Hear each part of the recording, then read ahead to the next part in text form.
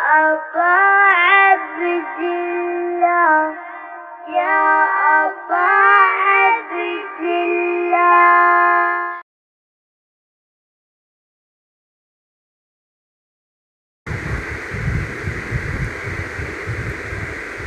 امام زمانہ کی سلامتی کے لیے ایک دفعہ صلوات بھیج دیں.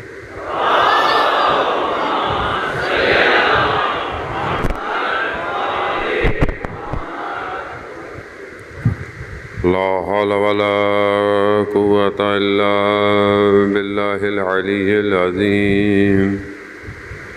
حسبنا الله ونعم الوكيل نعم المولى ونعم النصير. اعوذ باللہ من الشیطان الرجیم. بسم اللہ الرحمن الرحیم.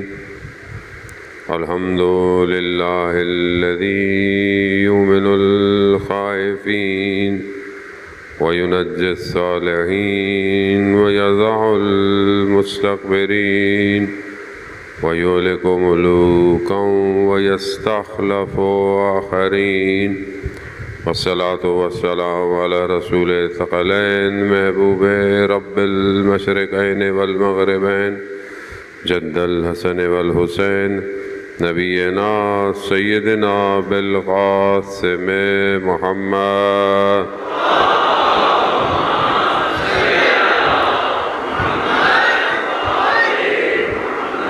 وعلى آلہ الطیبین الطاہرین المعصومین لا سیما بقیت اللہ فی الارضین روحی وارواحنا لتراب مقدم الفدا ولعنت اللہ علی اعدائهم اجمعین.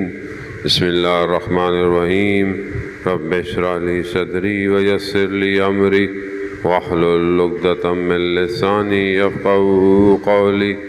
اما بعد فقد قال اللہ سبحانہ وتعالی فی کتاب الحکیم والقرآن المجید وما خلقت الجن والانس الا ليعبدون. صلوات بھیج دیں محمد.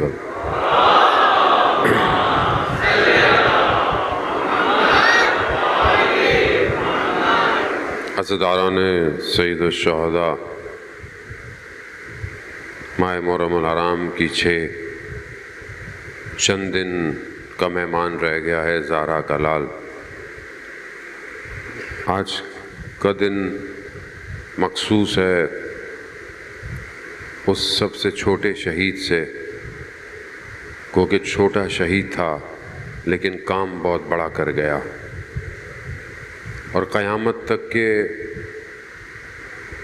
بچوں کو یہ راستہ دیکھا گیا کہ کربلا میں بچے بھی اپنا کردار ادا کر سکتے ہیں.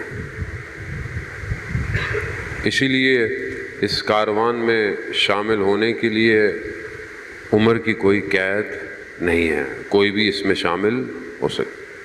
شرط کیا ہے؟ شرط وہی ہے جو میں نے پہلے بھی آپ کی خدمت میں کہی. امام کے اپنے جملے ہمارے لیے شرط ہیں. امام نے کیا فرمایا؟ ہر روز کوشش کروں گا کہ کہوں تاکہ یاد رہے ہمیں.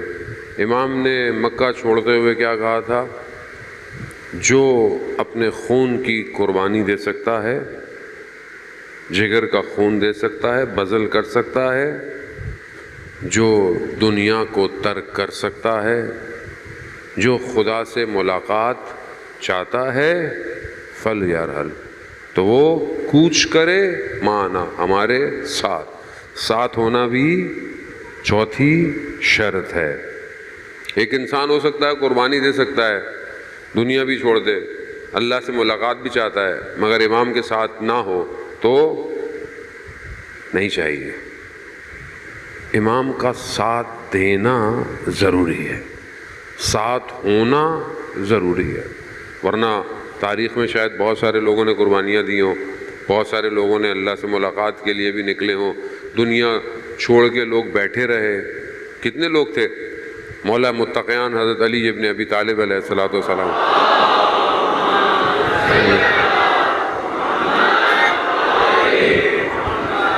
ایک اس زمانے کی بڑی شخصیت، ظاہری طور پہ بڑی شخصیت تھی. ایک جنگ میں امام واپس جا رہے تھے تو ملاقات ہوئی. امام نے بولا تم جنگ میں نہیں آئے؟ تو کہا میں باہر نکلا تھا. تو مجھے آواز آئی کہ جو اس جنگ میں مارے جائیں گے وہ بھی جہنم میں جائیں گے، اور جو مریں گے وہ بھی جہنم میں، یعنی جو مارے گا وہ بھی اور جو مریں گے۔ تو کہا میں کہاں جاتا، میں گیا ہی نہیں کہیں۔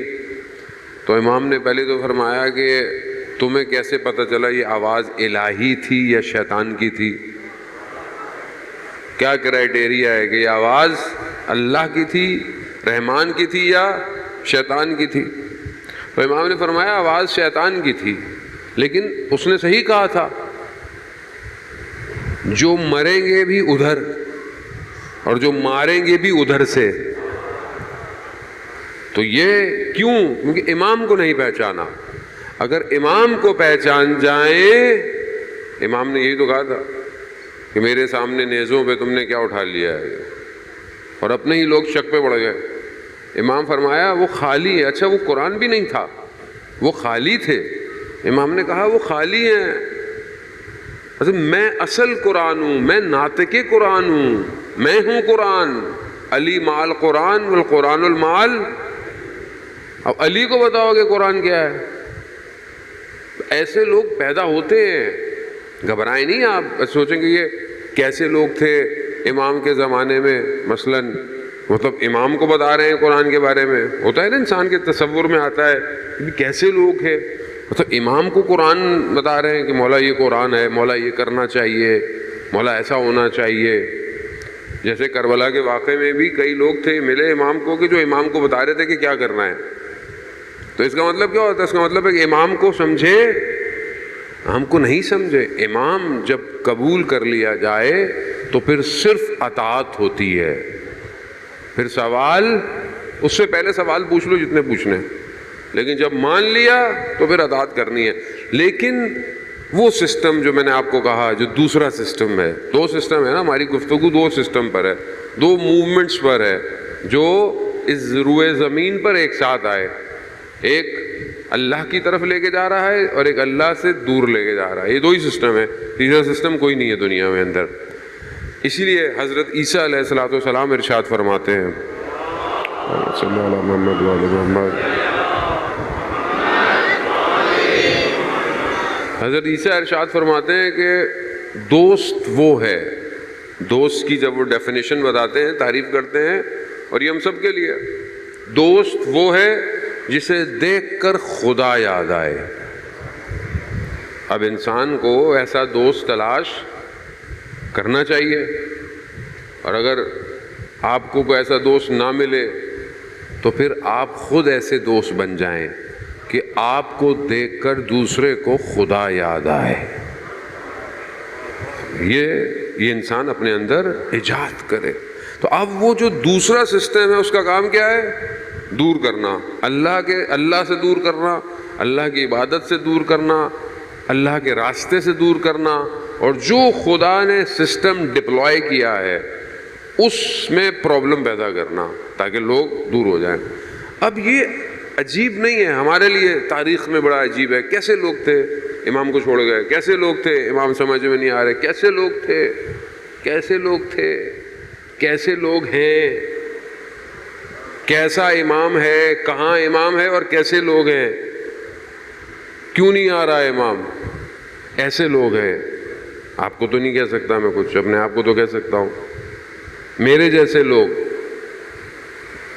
کیسے لوگ تھے مولانا، امام کو یاد نہیں کرتے تھے، امام کچھ کہتے تھے یہ کچھ اور کہتے تھے، امام کی سنتے نہیں تھے، امام نہج و بلاغہ میں جگر کے خون گریا کر رہے ہیں۔ وہ کون لوگ تھے؟ تو دو چیزیں میں نے آپ کی خدمت میں عرض کی۔ دشمن سامنے سے آتا ہے، جب سامنے سے اسے پتہ چل جاتا ہے کہ سامنے سے لڑنے کا فائدہ نہیں ہے تو پھر کہاں سے آئے گا؟ دیکھیں سامنے جہاں سے آیا وہاں سے مار کھائی ہے اس نے۔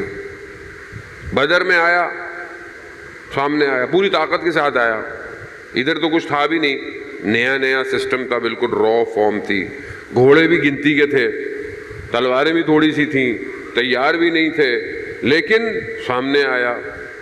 ادھر سے پھر سسٹم آیا سامنے، ایک ہی کافی تھا، ایک ہی کافی تھا۔ اس لیے تو کہتے ہیں کہ جنگ بدر میں کفار کو سوائے علی کے کوئی اور نظر نہیں آتا تھا.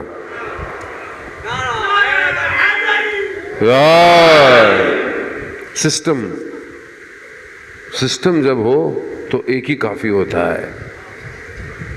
اگر سسٹمیٹک ہو جاؤ تو تھوڑے سے بھی دنیا پہ حکومت کر لیتے ہیں, لیکن جب سسٹم نہ ہو, اب یہی تو جھگڑا ہے, سارا جھگڑا ہی یہی ہے.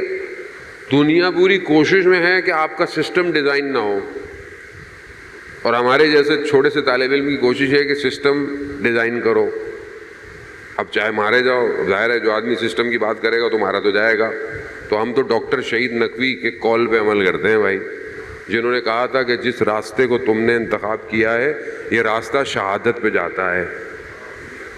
تو اللہم ارزقنا شہادہ, الہی امین بول دیں کچھ نہیں ہو جائے گا. ڈرنا کس بات؟ سید الشہداء کے ماننے والے, جن کے سردار کو شہید کیا جائے, جن کے سردار کی سر کو تن سے جدا کیا جائے, ان کے مقابلے میں ان کے سامنے ہماری گردنوں کی قیمت ہی کیا ہے؟ تو گھبرانے کی اس میں کیا ضرورت ہو؟ یہ تو گردن اللہ نے بنائی اس لیے کہ کٹے یہ اسلام کی راہ میں, اس میں گھبرانے کی بات ہی نہیں ہے. جانے محترم, اگر سسٹم میں آنا ہے, یا لیتنی کنت معکم کتنی دفعہ پڑھتے ہیں آپ؟ زیارت وارثہ, زیارت عاشورہ, ہر جمعرات کو پڑھتے ہیں. ثواب ملتا ہے مولانا صاحب, کب تک ثواب کمائیں گے؟ تیار بھی تو ہوں امام کے لیے, صرف ثواب کے لیے سب کچھ کیا؟ یا لیتنی کنت معکم. میں خدا نہ خواستہ ہم ویسے تو نہیں ہیں جو راستے میں امام کے ملے, امام کو ملے, امام نے بولا چلو ساتھ, مولا یہ میرے ہاں کنواں ہے, اس میں پانی جو ہے وہ بہت تلخ ہے, شور ہے, نمکین ہے, اور میں نے اتنی کھیتی باڑی کر کے زمین بنائی ہے, تو کیا کریں؟ مولا اس کو میٹھا کر دے. امام نے معجزہ الہی اللہ کے اذن سے اپنے لابدین مبارک سے اس کو میٹھا کر دیا. معجزہ دیکھا, امام نے بولا ہو گیا. امام نے کہا چلو ساتھ چلو. کہا مولا کہاں؟ کہا ہمارے ساتھ چلو. کہا مولا اتنا کیا ہوگا, یہ کھیت, یہ سب کچھ جو میں نے بنایا اس کا کیا ہوگا؟ کہا مولا میرا گھوڑا لے جائیں, تلوار لے جائیں. امام نے کہا مجھے تمہارے گھوڑے اور تلواروں کی ضرورت نہیں ہے, مجھے تمہاری ضرورت ہے. تو یا لیتنی کن کیا ہے, معنی کیا ہے اس کے؟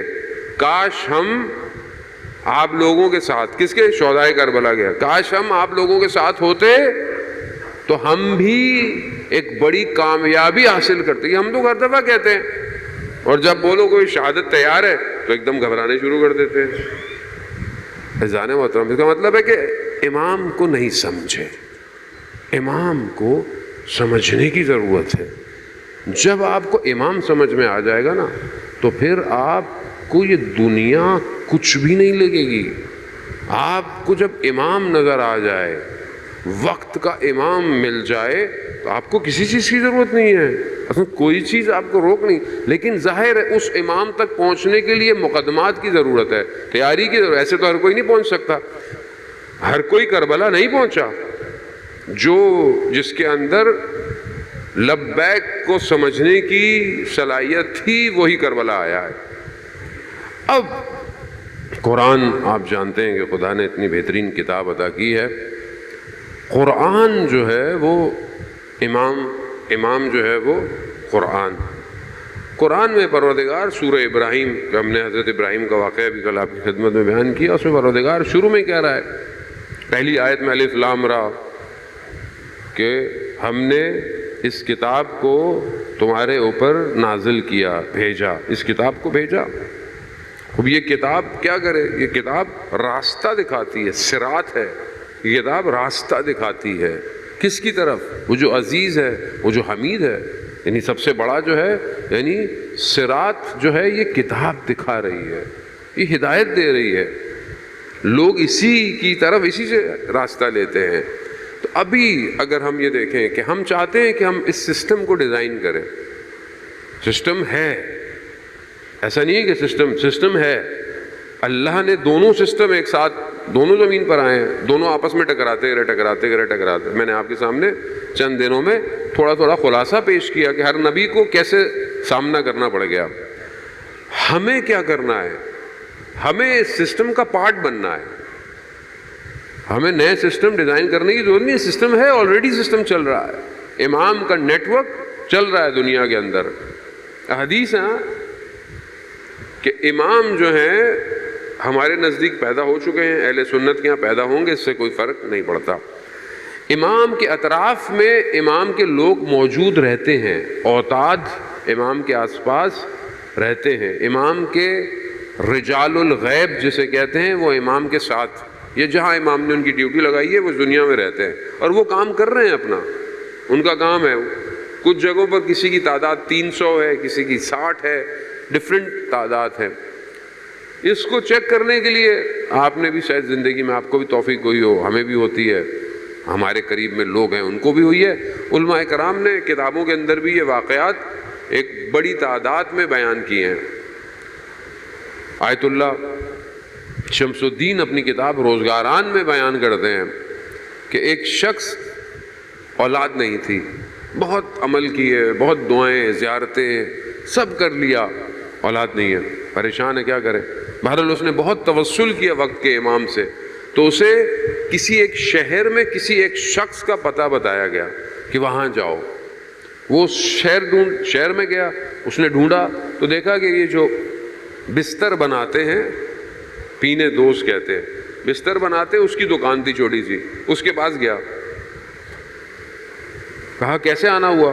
کہا امام کی طرف سے آپ کی طرف. کہا مشکل کیا ہے، پریشانی کیا ہے؟ کہا اولاد نہیں ہو رہی. کہا ٹھیک ہے ہو جائے گی جاؤ. کہا کیا مطلب؟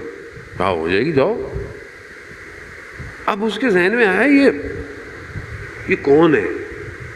تو اس نے کہا کہ میں پوچھ سکتا ہوں کہ آپ کون ہیں؟ کہا تمہیں اس سے کیا، تم اپنا کام کرو اور جاؤ. تو اس نے کہا دیکھیں ایک مہمان ہوتے ہوئے دور سے آیا ہوں، ایک رات تو مہمان رکھے مجھے. اس نے کہا ٹھیک ہے. مہمان بنایا، سادہ سا کھانا تھا، روٹی اور دہی. وہ کہتا ہے میں نے کھائی، اتنی لذیذ میں نے کبھی کھانا نہیں کھایا تھا. تو پھر اس نے کہا دیکھیں مہمان ہوتے ہوئے کچھ مہمان کے حقوق ہوتے ہیں. کہا کیا؟ کہا یہ بتائیں کہ آپ کو یہ مقام کیسے ملا؟ آپ تو بستر سیتے ہیں، چھوٹی سی دکان ہے آپ کی. کہا تمہارا کام؟ کہا نہیں، مہمان ہوتے ہوئے یہ ضروری ہے. تو وہ کہتا ہے کہ میری یہی چھوٹی سی دکان تھی، میری دکان کے سامنے، کیونکہ وہ پرانا زمانہ تھا، تو جو حاکم کا کوئی شخص تھا، جیسے کوئی افسر اس زمانے کا، لیکن بڑا ظالم تھا اور ظالم حکومت تھی، لیکن اس کے شخص میں جو سیکیورٹی ٹائپ کا بندہ تھا وہ جوان سا لڑکا تھا. وہ میرے پاس آیا، اس نے مجھے کچھ پیسے دیے، کہا کہ اس کی گندم خریدو کیونکہ وہ میرا مالک ظالم ہے، میں اس کا کھانا نہیں کھا سکتا. یہ گندم میں میرے لیے 2 روٹیاں بنا دیا کرو بس. کہا وہ یہ کرتا رہا، میں اس کی خدمت کرتا رہا. کچھ دن بعد آیا کہ میں تھوڑے دنوں بعد شاید میں دنیا سے چلا جاؤں گا، تو کچھ لوگ آئیں گے تو یہ پیسے ہیں میرے غسل کفن کا انتظام کر دینا. یہی ہوا، کچھ لوگ آئے، کہا کہ فلانے شخص کا انتقال ہو گیا. کہا اس نے مجھے پیسے دیے ہوئے تھے، میں نے کفن غسل کیا، چلا گیا. میں تعجب کرتا تھا یہ کون ہے. پھر کہا انہی دونوں، وہ 2 جو شخص تھے وہ دوبارہ آئے. کہا تمہیں کسی نے بلایا ہے. کہا کس نے بلایا؟ کہا وقت کے امام نے بلایا ہے.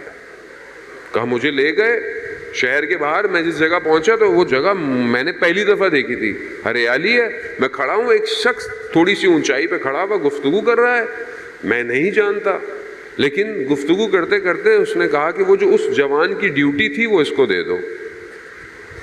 یعنی جو 7 لوگ ہوتے ہیں وہ عادی موت مر جاتے ہیں اور دوسرا اپوائنٹ ہو جاتا ہے. وہ یہ داستانیں نہیں ہیں، یہ حقیقت ہے. رجال الغیب، غیب والے مرد، ایسے لوگ. وہ کہتا ہے بس وہ مجھے ڈیوٹی مل گئی، اب کوئی امام میرے پاس کوئی کسی کو بھیج دیتے ہیں، میں اس کا کام کر دیتا ہوں. یہ مشکل کام نہیں ہے، یہ امپاسبل نہیں ہے. اگر میں اپنے اندر صلاحیت پیدا کر دوں تو وقت کا امام میرا انتخاب کر سکتا ہے. اللہم صلی علی محمد. اب یہ ساری مشکل صلاحیت ہے، ساری مشکل کیوں؟ کیونکہ امت کا کام کرنا آسان نہیں ہے۔ اکیلا کام کرنا، گھر میں کام کر لینا، اپنے لیے کام کر، یہ تو بہت آسان کام ہے۔ امت کے لیے کام، یہ امت کے لیے کام کرنا پڑے گا، جو ذمہ داری آئے گی امت کے لیے ہے، اور یہی ہے کہ امام کو امت کی ضرورت ہے۔ تو کیا میں اپنی زندگی میں کہیں کسی لیئر میں، کسی USB سلاٹ میں میرے اندر جو لگی ہوئی ہیں، کہیں امام زمانہ ہے یا نہیں ہے؟ جاب کرنی ہے، پڑھائی کرنی ہے، نوکری کرنی ہے، فلانے جگہ جانا ہے، باہر جانا ہے، یہ کرنا ہے، وہ کرنا ہے، یہ سب کرنے میں ظہور کہاں ہے؟ کہیں تو ہو بھائی، کہیں ظہور ہو۔ صبح ظہور ہو، کیا کریں گے آپ؟ کوئی ایسی ایبلٹی ہے، کوئی ایسی کوالٹی ہے کہ جو امام کی حکومت میں ریکوائرڈ ہو؟ امام کو امت چاہیے، جانے امت میں سارے کام۔ مدینہ میں جب رسول خدا حضرت محمد مصطفیٰ صلی اللہ علیہ وسلم صلی علی محمد، امام رسول خدا، یا رسول خدا نے جب حکومت بنائی ہے تو ایسا نہیں تھا مطلب ایک ہی آدمی سارے کام ہونے، سب کو الگ الگ ڈیوٹیاں دی ہیں۔ کسی کو بارڈر پہ رکھا، کسی کو کھیتوں کا نظام دیا، کسی کو قضاوت کا دیا، کسی کو اذان کا کہا، سب کام تھے۔ اپنی مرضی سے لوگوں نے انتخاب، ہاں کسی کسی کے اندر کوالٹیز بھی تھیں۔ جیسے غزوہ خندق میں حضرت سلیمان فارسی سے رسول خدا نے پوچھا، انہوں نے مشورہ دیا، کوالٹی تھی کہ ہمارے ہاں جب جنگ ہوتی ہے تو خندق کھودی جاتی ہے۔ تو کہا کیسے کھودی جاتی ہے؟ انہوں نے مشورہ دیا سارا۔ اب کوالٹیز اپنے اندر، انتظار مت کریں بلکہ اپنے آپ کو ایسا کریں کہ دنیا آپ کا انتظار کرے۔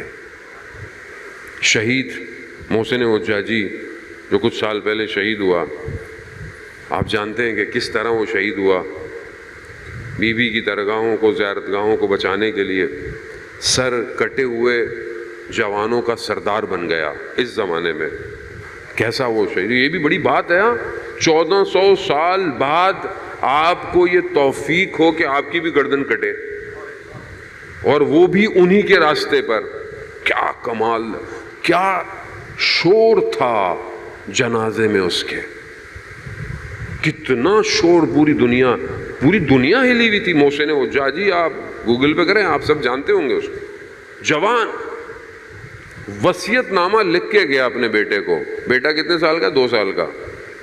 تو پتہ ہے بچہ بڑا ہو جائے گا، ابھی بڑا ہو گیا کافی۔ کیا کہہ کے گیا؟ بیٹا دنیا فتنہ ہے، شر ہے دنیا کے اندر، سب کچھ ہوگا، خیال رکھنا، اپنے آپ کو ایسا کر دینا کہ خدا تمہارا خریدار بن جائے۔ اللہم صلی علی محمد۔ خدا خریدے نہ دنیا خریدے۔ حضرت یوسف کو مصر کے بازار میں بیچ دیا۔ یوسف کی قیمت لگی بازار میں، تو آپ کی اور میری کیا قیمت ہے اس دنیا کے بازار میں؟ کیا قیمت ہے؟ کوئی ہے قیمت؟ اور قیمت کون لگائے؟ وہ لگائے، وہ جس سے بہتر خریدار کوئی نہیں۔ اگر وہ خرید لے تو آپ کو کوئی اور خرید ہی نہیں سکتا، کوئی نہیں خرید سکتا۔ اللہ، وقت کے امام کی والدہ کا قصہ آپ کو پتہ ہے نا؟ مصر روم کی شہزادی، اور جب بصرہ یا اس طرف جہاں پہ بھی بغداد والی سائٹ پر ان کو لایا گیا، کس نے قیمت بھیجی تھی آپ کو پتہ ہے نا؟ کس نے قیمت؟ امام نے بھیجا تھا۔ اور جب امام کسی کی قیمت دے دے تو کوئی اور خرید نہیں سکتا۔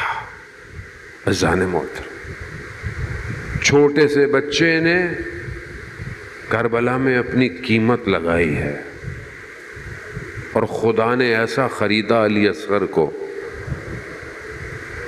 کہ قیامت تک 6 مہینے کا جب بچہ ہوتا ہے نا، مجھے نہیں پتا آپ نے اپنے بچے کو یاد کیا ہو، میں نے 6 مہینے کا جب بیٹا تھا نا، میں نے یہی سوچا مجھے دینا پڑ جائے تو کیا میں دے سکتا ہوں یا نہیں دے سکتا. یہ ہے خریدار، وہ ہے. اسی لیے اس کے سسٹم میں کوشش کریں کہ کہیں کوئی نوکری مل جائے اور دنیا کو سمجھیں. صرف یہ نہیں ہے کہ بس آپ کو سمجھ میں آ گیا ہاں ٹھیک ہے صراط، یہ صراط ہے تو پھر صراط پہ بھٹکانے والا بھی تو ہے، صراط پہ بھٹکانے والا بھی ہے. انسان کہاں جائیں پھر مولانا صاحب؟ قرآن وہی ہے جو اہل بیت ہے، اہل بیت جو ہے وہ قرآن ہے، دونوں ایک دوسرے سے الگ نہیں ہے. حدیث ثقلین جو ہر وقت ہم پڑھتے رہتے ہیں، سنتے رہتے ہیں، انی تارکم فی الثقلین، کتاب اللہ و عترت اہل بیت، 2 چیزیں میں تمہارے درمیان میں چھوڑ کے جا رہا ہوں، بھاری چیزیں. کیا ہے؟ اللہ کی کتاب اور ایک میری عترت. جو ان دونوں سے ملے گا، کیا فرمایا؟ دونوں سے، جو ان دونوں سے ملے گا وہ حوض کوثر میں ہم سے آ کے ملے گا. جو ان دونوں کو جوڑے گا، دونوں کو جوڑنا انقلاب ہے، ادھر سے انقلاب ہے، موت ہے،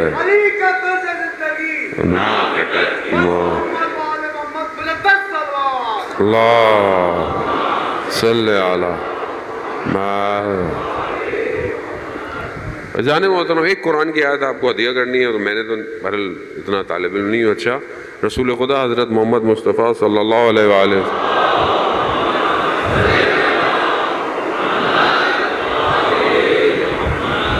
رسول خدا ارشاد فرماتے ہیں کہ اگر سب لوگ قرآن کی اس ایک آیت سے متصل ہو جائیں، توسل کر لے، تو یہ ان کی زندگی کے لیے کافی ہے.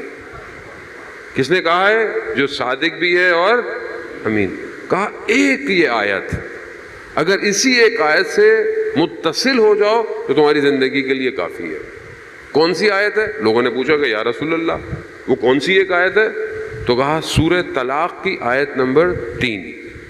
وہ میں آپ کے سامنے تلاوت کرتا ہوں. پروردگار ارشاد فرما رہا ہے وَيَرْزُقْهُ مِنْ حَيْثُ لَا يَحْتَسِبُ وَمَن يَتَوَكَّلْ عَلَى اللَّهِ فَهُوَ حَسْبُهُ إِنَّ اللَّهَ بَالِغُ أَمْرِهِ قَدْ جَعَلَ اللَّهُ لِكُلِّ شَيْءٍ قَدْرًا. 3 چیزیں اس ایک آیت کے اندر ہیں.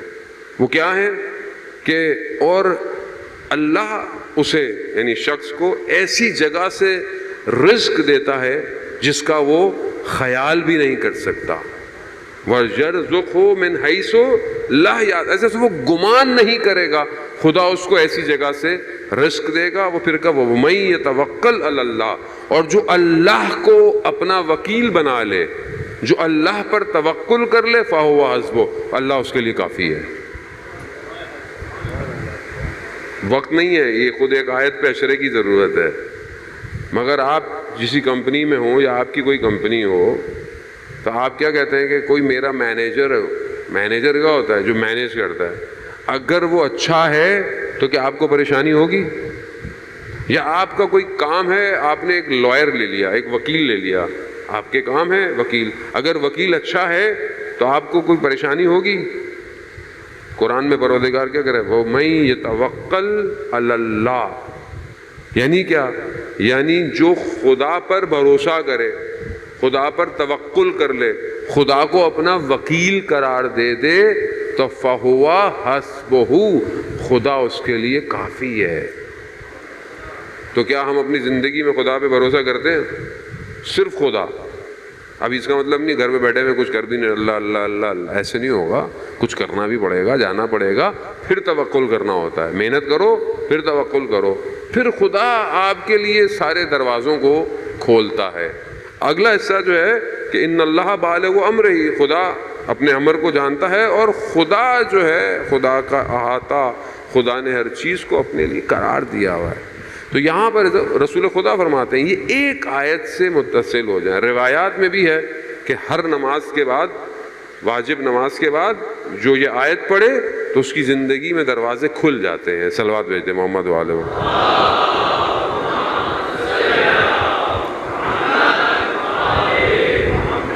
تو قرآن جو ہے وہ کیا ہے؟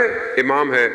دیکھیں ابھی صرف پریشانیاں مسائل بتاتے رہو تو مسئلہ حل نہیں ہوگا. تھوڑا پریشانیوں اور مسائل بھی اس کا سولوشن بھی بتانا پڑے گا.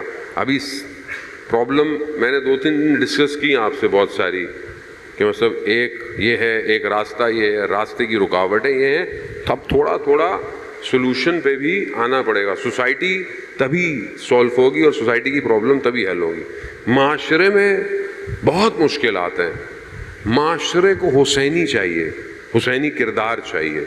حسینی کردار کی پہلی شرط قربانی ہے. قربان دوں کیا چیز؟ کم از کم اپنی خواہشات کو قربان کرے. کم از کم وہ چیزیں کہ جو آپ کے اور خدا کے راستے میں رکاوٹ ہے اس کو قربان. اب کیا ہے، ہر کسی کی الگ ہے. اب آپ یہاں گننا شروع کریں تو ایک پوری لسٹ ہو جائے گی ہر کسی. لیکن خلاصہ کیا ہے؟ خلاصہ یہ ہے کہ جو چیز مجھے میرے پروردگار سے دور کر رہی ہے مجھے پہلے درجے میں اس کو چھوڑ دینا چاہیے. مثال کے طور پر مجھے کوئی رابطہ، کوئی کنیکشن، کوئی ریلیشن شپ میرا ایسا ہے جو مجھے خدا سے دور کر رہا ہے، چھوڑ دیں. خدا چھوڑ دیں. جوان بیٹھے ہوئے ماشاءاللہ ایک بڑی تعداد جوانوں کی ہے اور مسائل آپ کے سامنے ہے، سوسائٹی کے بھی، معاشرے کے بھی، آپ کی اپنی. ہر جگہ سوسائٹی تو ایک جیسی ہے، آسمان سے ہم لوگ اترے نہیں ہیں. امام جعفر صادق علیہ الصلوۃ والسلام ارشاد فرماتے اللہ صلی اللہ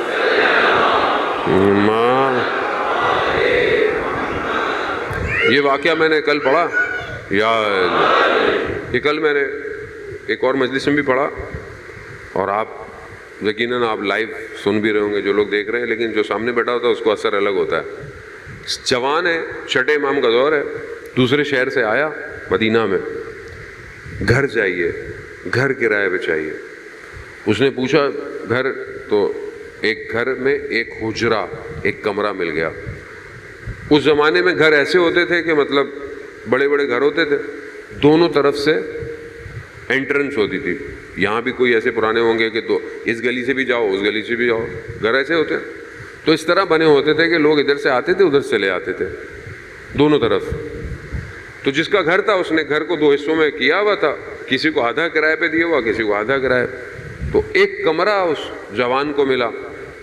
تو اس نے پوچھا کہ ادھر کون رہتا ہے؟ تو انہوں نے کہا وہاں کوئی خاتون رہتی ہیں. کہا تو پھر میری شرط ہوگی. کہا وہ جو درمیان میں دروازہ ہے وہ بند رہے گا. کیوں؟ کہا میں اکیلا ہوں، وہ اگر اکیلی ہیں جو بھی ہے، کم از کم دروازہ بند رہے تو میں یہ گھر. دیکھیں جوان دغدغہ چاہیے اس کو. تو اس نے کہا ٹھیک ہے. تھوڑے دنوں بعد ان خاتون نے وہ دروازہ کھول دیا. تو انہوں نے کہا یہ آپ نے کیوں کھولا؟ ہماری تو شرط تھی. کہا اس لیے کھولا تاکہ ہوا کراس ہو. وہ جوان سیدھا اٹھا اور امام کے پاس چلا گیا. اگر دین امپورٹنٹ ہو، ایمان ضروری ہو تو انسان سب بیچ دیتا ہے، ایمان نہیں بیچتا. ایمان کی قیمت دنیا نہیں ہے. اس لیے مولا کائنات فرماتے ہیں نا کہ تمہارے نفس کی کم سے کم قیمت جنت. سورہ امام کے پاس گیا، کہا مولا ایسے ایسے ہوا ہے، شرط پہ گھر لیا تھا، دروازہ کھول دیا. امام نے کیا کہا؟ امام نے کہا فوراً اپنا سامان اٹھاؤ اور نکلو یہاں سے. کہا کوچ کرو.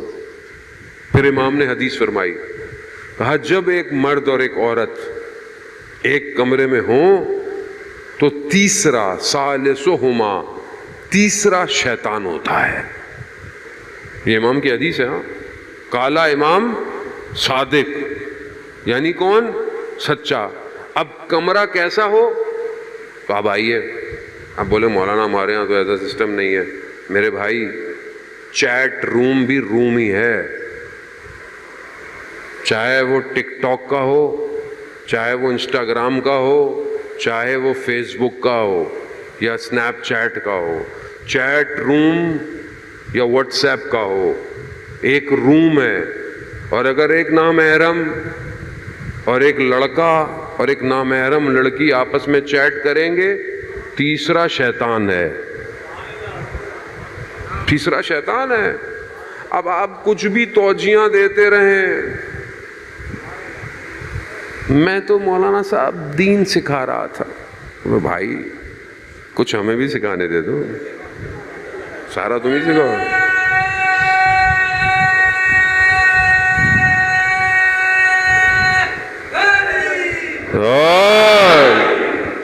شیطان ہے ہاں، اور میرے پاس کہانیاں بہت ہیں، اصل اسٹوریاں ہیں میرے پاس، دونوں روتے ہوئے آتے ہیں، ہاں گھر آئے برباد ہو گئے ہیں، لٹ گئے۔ یہ تو شکر ہے کہ خدا کسی کو بھی موقع، اب ہم بھی ظاہر ہے ہم کوئی وہ تھوڑی ہیں کوئی، تو اللہ نے ہمیں نوکری دی ہوئی ایسی۔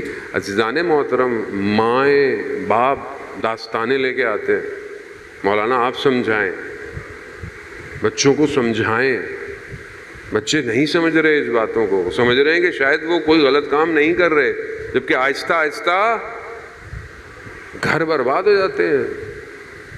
تیسرا شیطان ہے۔ تو آپ اگر اپنے آپ کو نہیں بچائیں گے تو آپ کیسے اپنے وقت کے امام کے کام آئیں گے؟ خدا نہ خواستہ، میں آپ کو نہیں کہہ، میں اپنے آپ کو کہہ سکتا ہوں، ظاہر ہے میں خدا نہ خواستہ کسی پہ تو کچھ بھی نہیں، انسان اپنے آپ کو تو کہہ سکتا ہے، اگر میں کسی غلط کام میں، کسی بھی غلط کام میں نعوذ باللہ ملوث ہوں کوئی بھی، اور امام کی نگاہ اس وقت میری طرف پڑے، اور وہی ایک چانس ہو کہ جس میں امام میرا انتخاب کر رہے ہوں، مجھے تو نہیں پتا نا کب میرا انتخاب کیا جائے گا۔ جس آدمی نے میراتھن میں حصہ لینا ہو، جو انسان پتہ نہیں کلومیٹر دوڑتا ہے، وہ کیا کرتا ہے؟ وہ رات کو تیاری کرتا ہے یا ایک سال پہلے سے تیاری کرتا ہے؟ ایک سال پہلے سے دوڑنا شروع کرتا ہے تو اس کو دوڑایا جاتا ہے۔ تو جس نے امام کے نظام میں داخل ہونا ہو، اسے کتنی تیاری کی ضرورت ہے، اس کو کتنا ایکٹیو ہونے کی ضرورت ہے۔ پتہ نہیں کیمرہ کہاں لگا ہوا ہے، ہمیں پتہ بھی نہیں ہے، کون برابر میں بیٹھا ہوا ہمیں یہ بھی نہیں پتا۔ امام، عزیزان محترم، تو سسٹم تو کیسے بتائیں اپنے آپ کو؟ قرآن میں، جوان ہیں آپ سب میرے بھائیوں کی طرح، قرآن کو اپنی زندگی میں لے۔ قرآن امام ہے، امام۔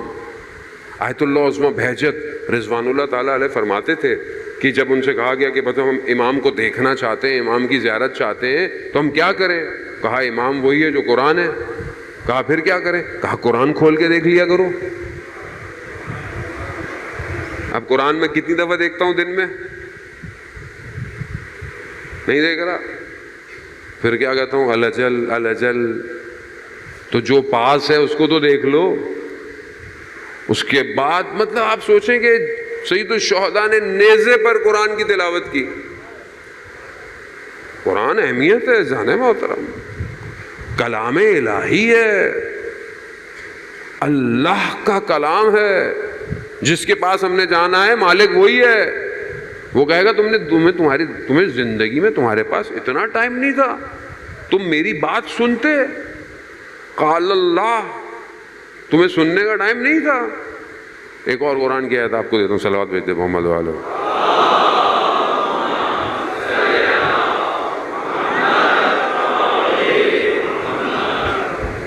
سورہ حشر کی آیت نمبر 21 ہے۔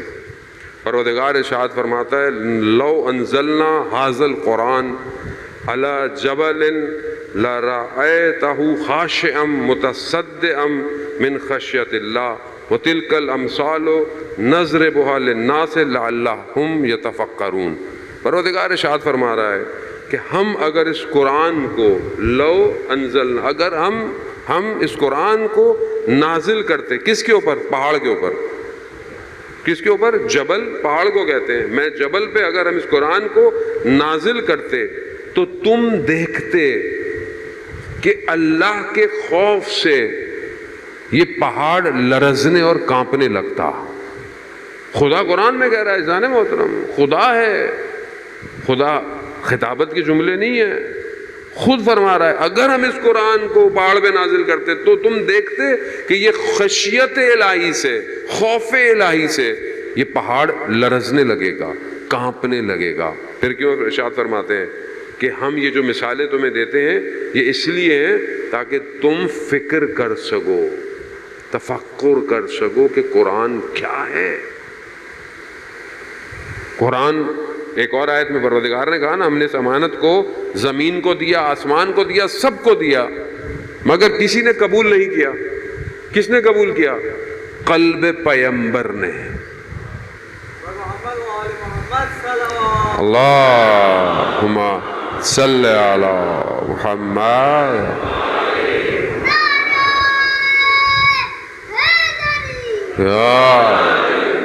خوب ہم اپنی زندگی میں جوان ہیں۔ نہج البلاغہ میں 190 191 ڈیپینڈ کرتا ہے پرنٹ کون سا ہے، خطبہ نمبر 190 یا 191۔ خطبہ کون سا ہے؟ مشہور خطبہ ہے، بہت مشہور ہے، اتنا مشہور ہے کہ ہمیں سب کو خطبے کا نام آتا ہے، لیکن خطبہ آپ نے پڑھا ہوگا سب۔ میں ان کو کہہ رہا ہوں جو لوگ آن لائن دیکھ رہے ہیں، آپ کو نہیں کہہ سکتا۔ خطبہ متقین، یعنی متقین کی صفات اس میں پائی جاتی ہے، اس کا ایک حصہ قرآن کے بارے میں جو اس کا ایک حصہ ہے۔ امام متقین کی صفات بیان کر رہے ہیں۔ امام کون ہے؟ امام المتقین۔ متقین کون ہے؟ کون ہے متقین؟ کون بتائے گا؟ امام بتائیں گے۔ جو متقین کا امام ہے وہی متقین بتائے گا۔ اب متقین کی صفات کہاں ہیں؟ خطبہ متقین میں۔ اور خطبہ متقین مومنوں نے زندگی میں کتنی دفعہ پڑھا؟ نہج البلاغہ کتنی دفعہ کھولا؟ عزیزان محترم، میں پچھلی مجلس میں یہ بات کہہ کے آیا ہوں، یہاں پہ بھی اس لیے کہہ رہا ہوں کہ کوئی مجھ سے گلہ نہ کرے۔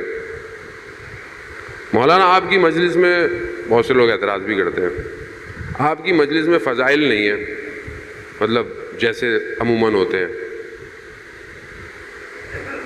آپ پتہ نہیں کیوں دنیاوی باتیں زیادہ کرتے ہیں، انٹرنیٹ کی اور یہ وہ۔ تو پہلی بات تو یہ کہ میں نے زبردستی کسی کو بھی نہیں بولا کہ میری مجلس سنیں، آپ کسی کی بھی سنیں۔ دوسری بات، میرے پاس یہ تو ایسی جواب ہے خامخواہ کا، اصل جواب دیکھیں، دو گفتگویں ہیں۔ ایک گفتگو ہے کہ جب آپ امام کو نہ مانتے ہوں تو آپ کو امام منوایا جائے۔ آپ امام کو نہ مانتے ہوں اور پھر میں آپ کو امام منواؤں، یعنی کیا؟ یعنی امام کون ہے، امام کا نام بتاؤں اور امام کے امامت پر آپ کے لیے دلائل لے کر آؤں۔ دلائل یعنی وکالت کروں امام کی، بھائی آپ نے، میں وکیل ہوں، آپ امام کو مان نہیں رہے، میں وکالت کروں، بھائی امام یہ تھے، مولا یہ تھے، رسول نے یہ کہا۔ یہ ایک پیٹرن یہ ہے، کیا ہے بھی دعوت ذوالعشیرہ میں سب سے پہلے کس نے کھڑا کیا؟ کون تھا؟ میں کہوں گا یہ امام علی ہے۔ بھائی جو شب ہجرت تھی، لیلۃ المبیت تھی، کون تھا جو رسول کے بستر پہ تھا؟ بھائی امام علی ہے۔ جنگ بدر میں کس نے اسلام کو جتوایا؟ وہ تو امام علی ہے۔ فلانی جنگ میں کون کل کا کل ایمان تھا، کل کے کل کفر کے مقابلے میں کیا؟ بھائی امام علی ہے۔ فلانے میں کس نے کیا، خیبر میں کس نے جو ہے وہ اس کے 2 ٹکڑے کیے، 39 دن مسلمان لڑتے رہے، کوئی نہیں آیا، 40ویں دن پروت رسول نے کہا میں اس کو علم دوں گا، جو قرار ہوگا غیر فرار ہوگا۔ کون ہے؟ امام علی ہے۔ کب سے سن رہے ہیں یہ باتیں؟ کب سے سن رہے ہیں باتیں؟ بچپن سے۔ تو اس کا مطلب ہے امام کو مانتے ہیں۔ اچھا میں یہ نہیں کہتا اس کی ضرورت نہیں ہے، اس کی بہت ضرورت ہے۔ کیوں؟ کیونکہ بہت سارے نئے لوگ بھی تو آ رہے ہیں، بہت سارے نئے لوگ بھی آ رہے ہیں۔ اچھا اگر آپ یہ نہیں کریں گے تو لوگ اتنے تیز ہو گئے کہ یہ حدیثیں بھی لے جائیں گے، تو یہ بھی بہت ضروری ہے، یہ بھی بہت ضروری ہے کہ امام کی وکالت کی جائے۔ لیکن اب الگ الگ اسکول ہے نا، الگ الگ یونیورسٹیز ہیں نا۔ ایک یونیورسٹی وہ ہے کہ جو آپ کو فضائل کرا رہی ہے اور وہ بھی ضروری ہے، ٹھیک ہے۔ اب ایک یونیورسٹی کا حصہ وہ بھی ہے، ڈپارٹمنٹ ہے، کیا ہے؟ جب امام کو مان لیا، بھائی اب ادھر آ جاؤ،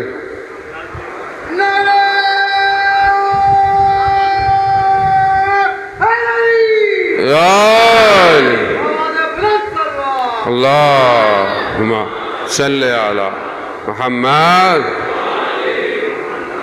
بھائی ضروری ہے، بہت ضروری ہے وہ۔ بھائی نہیں ہوگا تو بچے کیا بولیں گے بڑے ہو کے؟ ورنہ تو ابھی میں بول نہیں سکتا، لائیو جا رہا ہے بریکٹ میں۔ تو یہ بھی بہت ضروری ہے کہ یہ ساری حدیثیں آپ کو بار بار پڑھنی ہے، بار بار پڑھنی ہے، سکھانی ہے، تاکہ بچے کو پتا ہو کہ کون کرار تھا.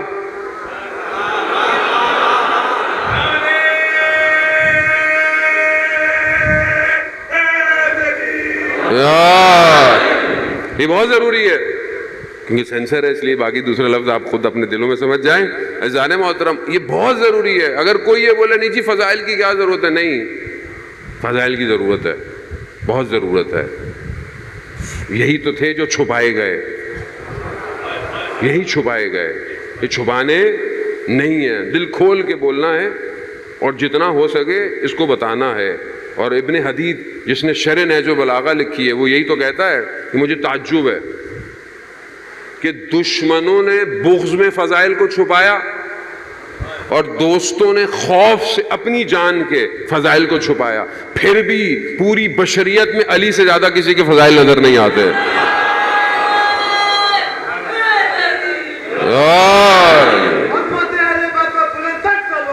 اللہم صلی علی محمد. بس جانے محترم، اب امام کو مان لیا ہے نا، اب ادھر آ جائیں. امام کو مان لیا، ولایت کو مان لیا، صبح اٹھے، اب کیا کرنا ہے؟ ابھی مولانا کی مجلس سنے آگے. اب ہمیں، میں نے بھی آپ سے سیکھنا ہے، آپ میرے سیکھیں. اب ہم کیا کریں جو امام کی سنی جائے؟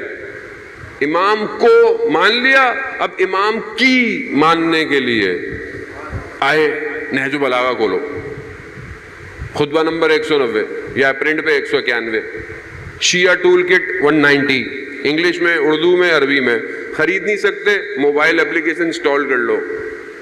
اب یہ نہیں بولنا موبائل نہیں ہے، وہ خرید کے میں نہیں دوں گا، خود ہی خریدنا. انسٹال کرو، اردو میں پڑھو، انگلش میں پڑھو. متقین کی صفات متقین کا امام بتا رہا ہے، بس قرآن سے ریلیٹڈ، جہاں میں نے آپ کو لانا تھا اور آپ سے پھر التماس سے دعا. امام قرآن سے ریلیٹڈ جو متقین کی صفات ہے وہ کیا ہے؟ متقین وہ ہیں جو رات کی تاریکی میں، جب سب سو رہے ہوتے ہیں، رات کی تاریکی میں کھڑے ہو کر قرآن کی تلاوت کرتے ہیں. سحر میں قرآن کی تلاوت کرتے ہیں، اور جب جہنم کی آیتیں آتی ہیں تو گریہ کرنے لگتے ہیں. یہ متقین کی صفات ہے. اور جب جنت کی آیتیں آتی ہیں تو اس میں غوطے کھاتے ہیں، غوطے کھاتے ہیں. اور اگر خدا نے ان کا وقت مقرر نہ کیا ہوتا، کس کا؟ متقین کا. کس چیز کا؟ موت کا. اگر خدا نے ان کا وقت مقرر نہ کیا ہوتا تو ایک لمحے کے لیے ان کی روحیں ان کے بدن میں نہ رہتی. یہ ہے متقی. آئے عزیزان محترم، کالا امام علی ہے، کالا امام علی پڑھیں، زندگی خود گزاریں. امام کو امت چاہیے، امت. امت ڈیزائن، امت ہوگی تو امام آئیں گے، امت نہیں ہوگی امام نہیں آئیں گے. درد یہی ہے، درد. کربلا امام نے لوگوں کو بلایا ہے، کتنے لوگ آئے؟ لوگ نہیں تھے نا،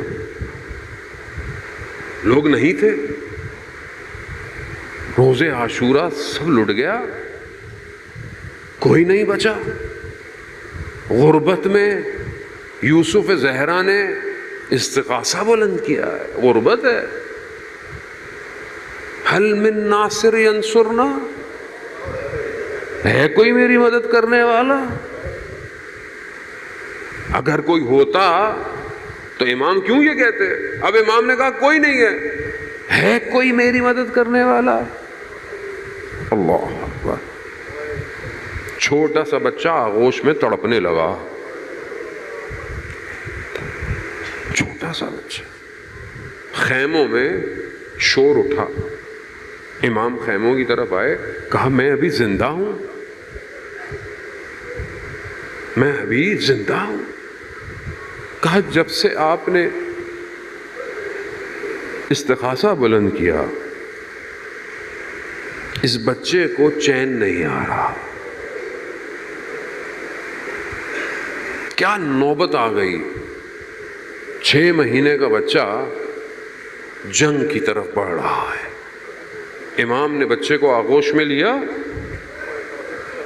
بچہ خاموش ہو گیا، کیونکہ بچہ جانتا تھا کہ یہی میری آخری آغوش ہے، آخری آغوش. 6 مہینے کا بچہ جانے کیا ہوتا ہے. خدا بے اولادوں کو جناب علی اصغر کے صدقے میں اولاد دے. جو بچے بیمار ہیں خدا ان کو جناب علی اصغر کے صدقے میں شفا دے. 6 مہینے کا بچہ. کبھی آپ نے تصور کیا 6 مہینے کا بچہ ہو آپ کے پاس؟ میں شروع میں نیا جب طالب علم بنا حوزے میں گیا تو ایک عالم دین کے پاس گیا، بزرگ تھے، سینئر تھے، ان کے پاس گیا. محرم سے پہلے کی بات ہے، نیا گیا تھا. تو ان کے پاس بیٹھا تو میں نے ایسے پوچھا کہ قبلہ محرم پڑھنے کہاں جا رہے ہیں؟ تو انہوں نے کہا کہ میں اس سال نہیں جا رہا. تو میرے لیے ایسے ہی بس انسان میں سوال پوچھا. میں نے کہا مولانا خیریت؟ کہاں ابھی میرے گھر میں ولادت ہوئی ہے تو بچہ چھوٹا ہے. میں نیا طالب علم تھا، میرا بچہ نہیں تھا اس وقت. وہ جملہ مجھے ایسا لگا اور میں نے اسی وقت اپنے آپ سے عہد کیا کہ مولا مجھے ایسا مت کیجیے گا کہ میں آپ کی اولاد کے بجائے اپنی اولاد کو اہمیت دوں. وہ دن میں اپنے بیٹے کو 12 دن کا چھوڑ کے گیا. میں نے کہا میری اولاد قربان، روحی مالی نفسی ولدی لقل فدا ہوا آپ کے اوپر. ایسی اولاد کا میں کیا کروں گا جو آپ کو مجھ سے دور کر دے. 6 مہینے کا جب میرا بیٹا ہوا نا تو میں نے اس کو ہاتھوں میں دیکھا اور میں نے سوچا کیا یہ میں دے سکتا ہوں؟ میں نے کہا بہت مشکل ہے.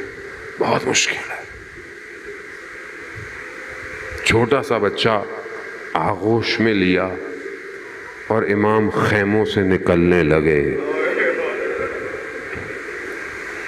ایک بہن جو صبح سے ایک بہن دیکھ رہی ہے،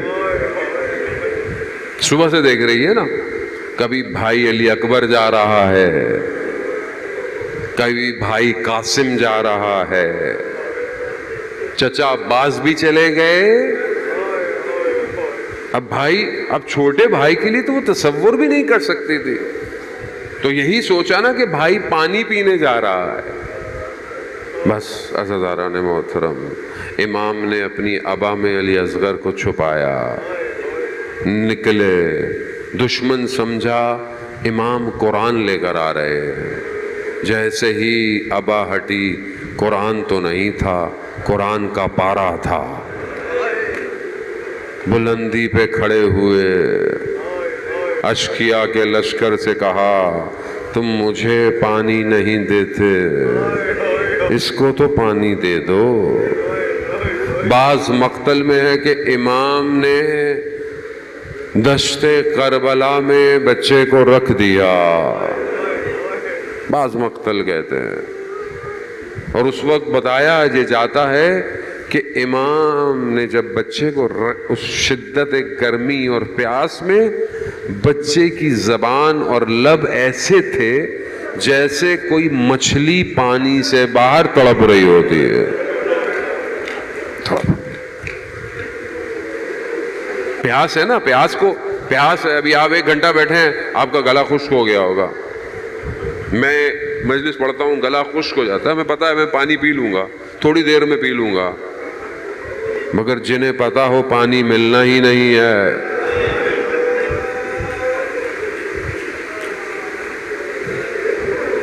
اشقیا کے لشکر میں کوہرام مچ گیا، منہ چھپا کے رونے لگے.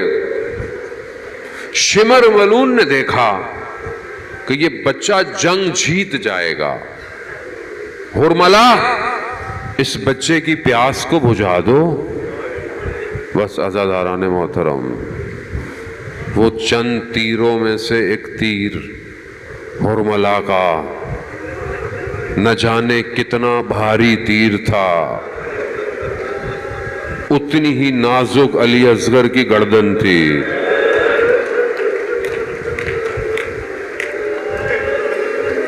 بابا کے ہاتھوں میں ہے، اپنے بابا کے چہرے کو مسکرا کے دیکھ رہا ہے، اتنی تیزی سے تیر آیا، کہتے ہیں علی اصغر اپنے بابا کے ہاتھوں میں پلٹ گیا کہ کہیں بابا میرے چہرے کو دیکھ نہ لے۔ تیر بازو امام میں پیوست ہوا، بچے کی گردن سے تھوڑا سا خون نکلا، نہ زمین لیتی نہ آسمان لیتا۔ امام نے تیر خون کو محاسن میں لگایا۔ ارے وہ امام جو صبح سے بدنوں کو اٹھا اٹھا کر لا رہا ہو، پیاسا بھی ہے، بھوکھا بھی ہے، زخمی بھی ہے، علی اکبر کا جگر کا داغ بھی ہے، عباس کے کٹے ہوئے بازوؤں کا زخم بھی ہے، نہ جانے کتنے زخموں کی تاب کے ساتھ ایک چھوٹا سا بدن اتنا بھاری ہو گیا۔ امام نے ایک قدم اٹھایا، انا للہ و انا الیہ راجعون، مگر چلا نہ گیا، قدم پیچھے کیا، انا للہ و انا الیہ راجعون، 7 دفعہ بڑھے 7 دفعہ پیچھے۔ خیموں میں جایا نہیں جاتا۔ بعض مقتل کہتے ہیں کہ خیموں میں بچہ گیا مگر امام نے فوراً لے لیا۔ امام جانتے تھے کہ ماں مر جائے گی اگر علی اصغر کو دیکھے گی۔ ارے بچہ پانی پینے گیا تھا۔ امام نے خیموں کے پیچھے تپتی ہوئی ریت میں ایک چھوٹی سی قبر بنائی، اس بچے کو اس میں دفنایا۔ مقتل کہتا ہے امام سے اٹھا نہیں گیا، آواز آئی حسین اٹھ جاؤ، حسین۔ دامن کو جھاڑ کر حسین اٹھ گئے۔ مصیبت ختم نہیں ہوئی۔ عجیب بچہ آیا، بس تھوڑی سی دیر، بس زندگی میں پتہ نہیں کب رونا ہو نہ ہو۔ یہی باب الحوائج ہے، گریہ کر رہے ہیں توسل کریں، متصل ہو۔ ابھی بھی باپ کے سینے پہ سو رہا ہے کربلا۔ ایک تیر لگا، ایک شام غریبہ آئی، مقتل میں بکھرے پڑے ہیں لاشیں، دشمن سروں کو تن سے جدا کر رہا ہے۔ گننا شروع کیا، ایک بدن کم لگا۔ یہ تو ام رباب جانتی ہے، کیا کریں؟ کہا ایک بچہ تھا، کہاں گیا؟ کہا کہیں خیموں کے پیچھے، رات ہے، کیا کرے؟ نیزوں کو ہاتھوں میں پکڑا، دشتے کربلا میں نیزے گھونپتے گئے۔ ایک نیزے میں ام رباب کی کمائی باہر آ گئی۔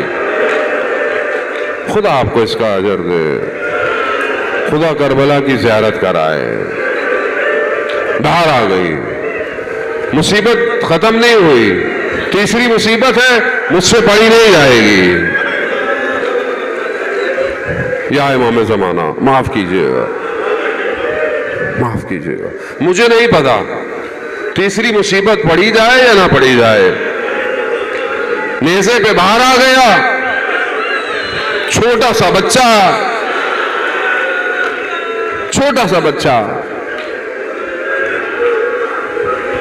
نہیں دیکھا جاتا نا چھوٹا سا بچہ، چھوٹا سا بچہ نازک سا 6 مہینے کا، نیزے میں باہر آیا۔ ظالموں نے مجھے نہیں پتا کس طریقے سے سر کو تن سے جدا کیا۔